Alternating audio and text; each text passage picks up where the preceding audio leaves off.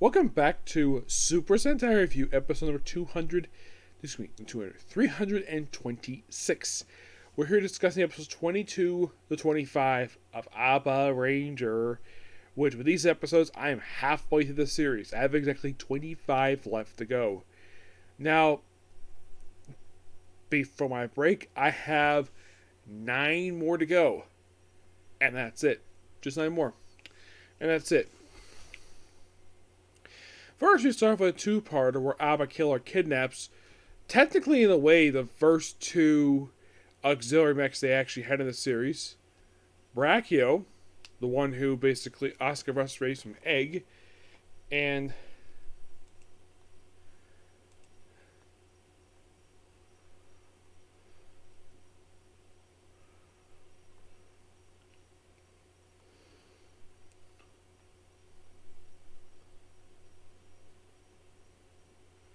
it was Bakuryū and Damakin, the one who's got the spinning saw blade. Yeah, he just kidnaps them and just, well, he puts them like in hilarious comedic fashion with these barrels that explode. So he basically forces the Abaranger to play a game. Beat the Triumph within 2 days, or he'll blow up these Zords.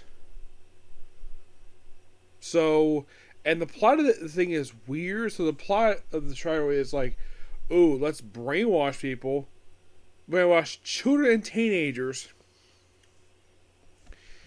to committing acts of violence by watching TV or, well, drinking this stuff. And apparently Mai got briefly involved in this, and of course Riku basically is very angry at the fact that they actually did this to his own surrogate daughter. And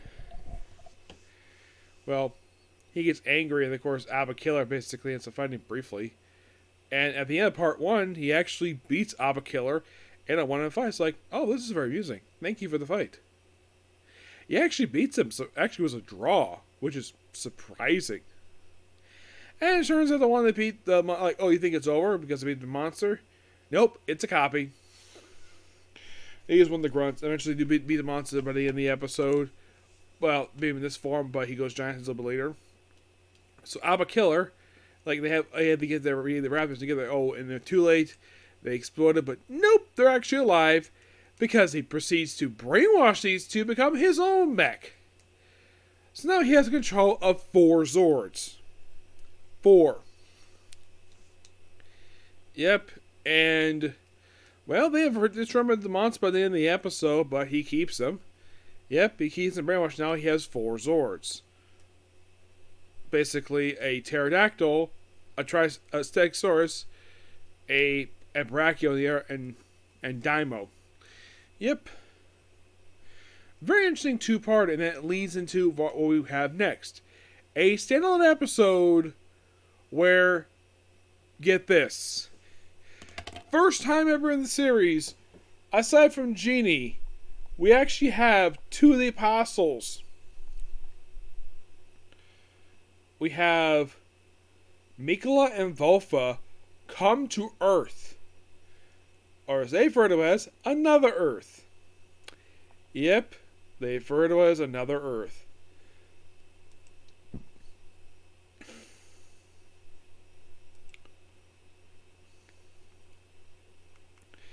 Yeah, and this also is basically the Abarangers meeting them for the first time when Genie introduces them to the Abarangers. Pretty much basically like, here's what happens.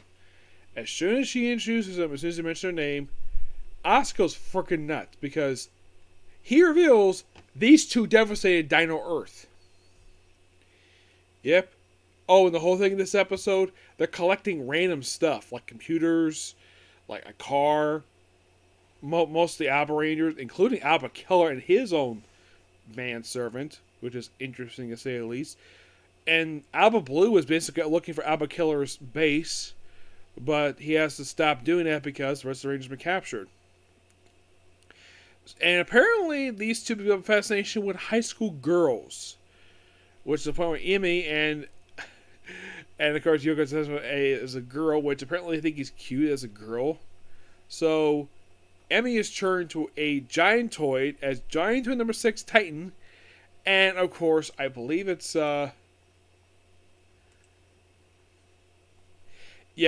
basically Volfa says to Emi, "I can see them," basically saying he can see her panties.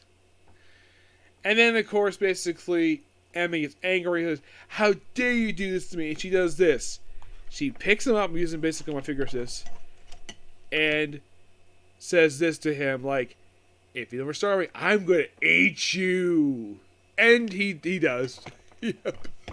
And eventually they're like, okay, and eventually their Calibug is destroyed.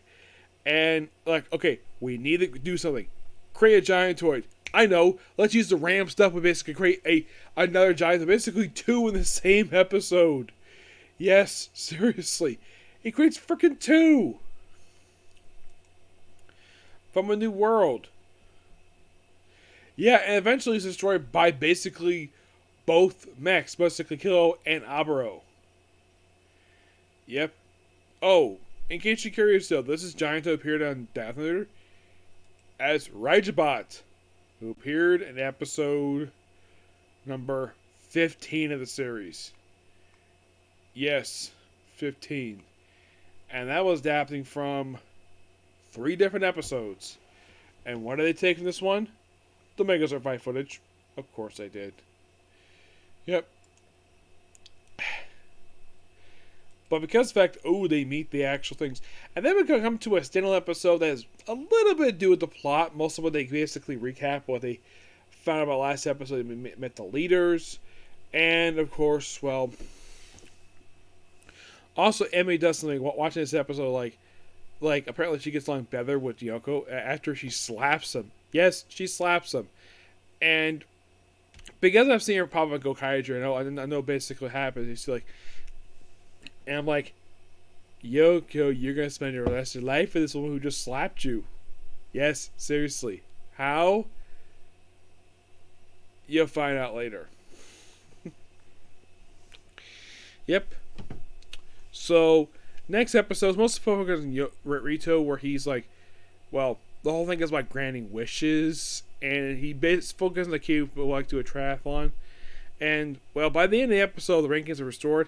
And 6 months after this episode, apparently he does participate, but he was hoping at first place, but he got second. But hey, they put rankings as back. Pretty interesting 4 episodes altogether. I would say definitely 22, 24 really good. I'm really enjoying them. 25 is mostly put look at. It's a mixture of canons, it's irregular advances of plot, and filler, standalone filler. Yep, but yeah, that's a particular view. I am just going to go straight to Two Submission with the Fancy next to the new Comic Corner. So please be sure to like, comment, subscribe, turn notifications, and do not hit the dislike button. Okay, next video. Bye.